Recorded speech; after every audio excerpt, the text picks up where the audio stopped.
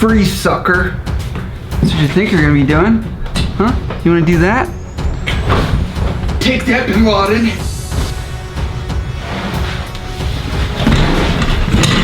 Killed him right there, you saw that? Yeah, for my daily motivation. Bro, yeah, Jocko is like even better than Joe Rogan. Just saying. Just getting ready for buds. What is up, guys? You're tuning in to Nikki MGTV for another video. As always, you can hit me up on Instagram, Snapchat, or down in the comments below if you have questions. But as always, let's run into the topic of you liking, commenting, subscribing, notification bell, hitting all of that stuff. If you're new and you're a new subscriber, I appreciate you guys hitting that button. And we're going to discuss about how to become a Navy SEAL. After all that fun stuff you guys saw at the beginning of the video, I had to poke fun at some of the people that are trying to become Navy SEALs. I'm not a Navy SEAL. I have to preface that if you're new to the channel. Obviously, I'm not, but I have been in the Navy 11 and a half years, and I do know where to find a lot of the information you guys are looking for, and some of you guys have questions on what is credible and what is not credible. So I'm here to debunk a lot of the myths that you hear out there, and I want to take sourceful information that I know for a fact is good information and dissect it into this video. So the first things I want to preface on this video are, one, you gotta have the fitness scores. If you don't have the fitness scores, none of this video even matters, okay? There's not a waiver, there's not a way to get out of the fitness score. You have to have that stuff. So your fitness should be the #1 priority because that is in your control of what you are able to do. So, got that out of the way. That's the first one. Second off, is that if you do this, your job prospects, if you drop from the SEAL community or from the pipeline, I should say, are going to be limited based on needs of the Navy typically, and on your ASVAB score and medical and things like that. So you have to realize if you do drop, you could end up in a job that you do not want. I've personally dealt with somebody that went into an undesignated status, who's an undesignated seaman from a BUD drop. That's what you'd be called across the entire fleet. Everybody knows these guys that drop out as BUDS drops. So if that's the case, you could end up somewhere you don't want. Whereas vice versa, if you end up coming in as a different job, you could be in that field, cross over into the SEAL community and go into the pipeline that way. And if you do fail out, you could end up back there, okay? You know, however you want to tackle this, it's up to you. Some people may benefit from the maturity and understanding of the SEAL community and talking with people as they're in, maybe developing their fitness a little bit better. That's up to them. But I'm just trying to give you guys the options and feel of whether you're going to join off the street or whether you're going to come in afterwards. I'm going to talk primarily in this video about you coming in off the street as a civilian coming into the SEAL pipeline. I will make another video that will discuss from the enlisted side. That way you can understand if you want to come in later to become a SEAL, what the requirements are. Getting back to that fitness stuff, here are the fitness test requirements for the PST. As you can see to the right here, we have the minimum amount, then you have what is the optimum. Obviously, if you are near the optimum, that means that you are going to be more likely selected for a contract and able to nail that down versus somebody that is sitting at the minimum scores. This will be competitive across people that are trying to go into these fields. You do have to realize there are candidates also coming from the fleet, is what we call it, that are in the regular Navy that may be more competitive than you. So understand there's limited spots at BUDS and stuff like that, and there is a high attrition rate. So the more people that they can get that are more qualified, the more likely they're going to have more SEALs, because that's the whole idea of this program, is to graduate with SEALs at the end of the day. And this next part is going to show you the table which shows you the rest times that you would do this for your physical screening test. Your PST, which your swim is 500 yards until done, 10-minute rest, push-ups, max set for 2 minutes, 2-minute rest, curl-ups, 2 minutes, 2 minutes rest, pull-ups, 2 minutes, 10 minutes rest, and then you do your 1.5 mile run test. So in that exact order, it's not going to be flip-flopped. You can't have shorter times, extensions, whatever. You're going to want to practice to this T because that's what you're going to be consistently practicing on. Next here is the ASVAB. So a lot of people don't understand this, but yes, there is a minimum ASVAB. You can't just be the lowest score and then go into this field, because as much as being a Navy SEAL is a fitness type role, you have to be intelligent and be able to process information and work on different systems, things like that. So I'm going to break down the scores for you right here. So as you can see from this screenshot, there are 3 different factors that they're looking at. They're looking at your general science, which is going to include your mathematics knowledge, and it's also going to include electronics information, totaling 170.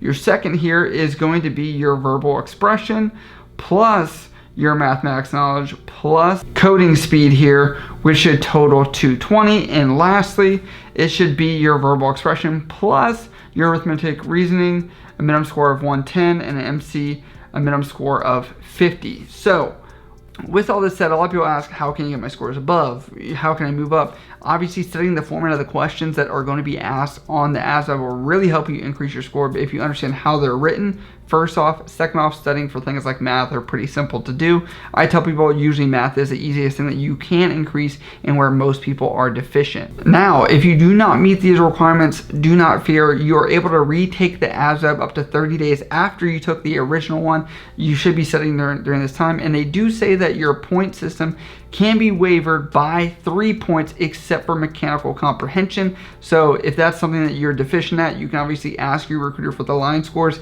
and see where you did do well and where you did do bad as well. Next, you're going to be asked to complete the CSOR, which is the Computerized Specialized Resilience Test. I forgot how the acronym was, but there's tons of acronyms in the military. You're going to get used to that. It is another test which is going to test you on your performance strategies, psychological resilience, and your personality traits. So all those are going to be factored into you being able to academically apply to become a Navy SEAL. Now for this program, you are going to have to be 28 or less and entering the pipeline at 29. There are waivers for people up to 30 that do have some kind of special experience. I'm going to assume that somebody that might be dive or something else that had been in one of those other communities that have wanted to become a Navy SEAL. A couple big things that do get people on the medical aspect of becoming a Navy SEAL is color blindness and vision in general.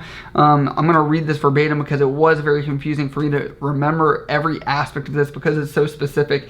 It says, eyesight must be correctable to 20/25 with lenses. If your vision is worse than 20/25, but at least 20/40 in your best eye and 20/70 in your worst eye, and you can correct it to 20/25 with lenses, then you qualify. If not, you may require eye surgery at your own expense. LASIK, or PRK are acceptable. And I will say that this expectation will be one of those things that will be before you actually join. So if you pay for that, that would be out of pocket, not while you're already in. And on top of that, you should understand that there is a wait time from when you get the surgery until when MEPS will actually clear you for service. So I believe it's a year, not 100%, but you're gonna have to wait some period of time between when you get that LASIK and when you can actually join to become a SEAL. But in that time, you can also be working out and getting even more prepared. And they say that you're also gonna have to keep your haircut 1/8 of an inch while you're at preparatory school for BUDS and also the first phase. A lot of people are going to ask about if you need to be a citizen. Yes, you will need to be a citizen. If you are not a citizen, you can always come into the military like I was talking about, pick a different job, earn your citizenship while you're in, and then at that point apply again. But the benefit for those people are, again, they're going to be able to know that they can fall back on the original job that they were in. Also, if you do have issues with the law enforcement of some kind where you had a legal issue that pops up, you will need to have some kind of moral waiver enough to get you a secret clearance. So be ready for that if you're trying to do this. A lot of you guys are on the fast track in order to get yourself into the military very quickly. This is not only for Navy SEALs, but this is kind of for everybody. But there are some things that you can do to bring to your recruiter, which will actually speed up this process, to include your birth certificate, social security, your high school diploma, 10 years of where you've lived at, and also employment history of names and addresses. Also, you should have a list of addresses, phone numbers, and names of personal references and people that can validate these things. So be ready for that, because that will be also part of the clearance if you need it. So that's kind of not just for the SEAL community, but for more people as well. And a lot of people are curious about getting the contract itself. Okay, so a lot of people ask, like, you know, my recruiter said I need to sign for this contract, then I can get the SEAL contract. That is true that that can happen, and they specifically discuss that here. It is not necessary for you to have what they call a placeholder contract, but you can have a placeholder contract. So, but in order for you to get the SEAL contract, you have to actually pass 3 PSTs. Remember those fitness scores we were talking about? And they need to be competitive. It's not just like lackluster. So they're looking for consistency. So you don't just have one good day and they go off of that. So that will earn you the chance to get it. There will be somebody in your recruiting district or command that can actually be able to get you in touch with the coordinator for the PST, because there has to be a specific person. It is usually going to be somebody in the SEAL community or SWIC community. They're looking for someone that's E6 and above to coordinate the test, and if not, they will take dive and EOD to take or to administer the tests that are E6 and above. So if not, they can find somebody to conduct this test for you, and you will be required to take this before you leave for boot camp again. This will have to be done 14 days before you leave for boot camp, and I will say when you get to boot camp, you are going to be part of what's called an 800 division. So many of you have heard of whatever number their division was, 800 divisions and then 900 divisions. 900 are the performing people that do all the musical stuff for the graduations and the ceremonies. 800 are all your Navy SEALs and stuff like that. They are going to do more workout and pool workouts. When I was there, I actually did interact with some people that were in this pipeline. I asked them what some of the main differences were, and they said that most of them were the fact that they were in the pool every single day. So be ready for that. Also, it's very cold in Great Lakes, so marching over there, a lot of physical training is going to be demanded of you. And I was asking about the changes in boot camp, if there was any things that they didn't focus on as much, and they said pretty much they were required to do everything the same, except for their physical training was more of a priority than anything else. Another key point here is that you will have somebody that's a mentor for you that your recruiter will assign you. So this is not some Joe Schmo that's to prepare everybody that wants to be a Navy SEAL. This is somebody that is serious about it, that is going to have a small group of people that will be able to assist you with form and understanding what will be expected of you as far as the PST and things like that. But I have to give this a little bit of preface to their role, is that they can give you advice for somebody that's not really meeting the mark for the fitness at all. But if you're interested, they can just give some generalized advice as far as what to expect. And they are not going to be like your personal trainer that's working out with you every single day. So if you need to get fit, it's going to be something that you might want to do on your own. And also make sure you're running yourself through the tests and auditing yourself, and don't take it easy, okay? As far as contracts that are out there, there are a ton of availability for them.